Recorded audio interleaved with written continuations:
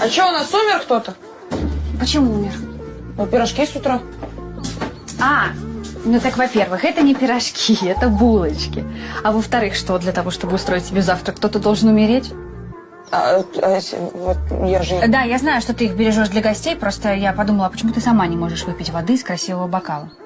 Знаешь, моя бабушка с детства приучала меня есть за красиво накрытым столом и каждое утро уделять себе минимум полчаса. Она называла это временем эгоистки.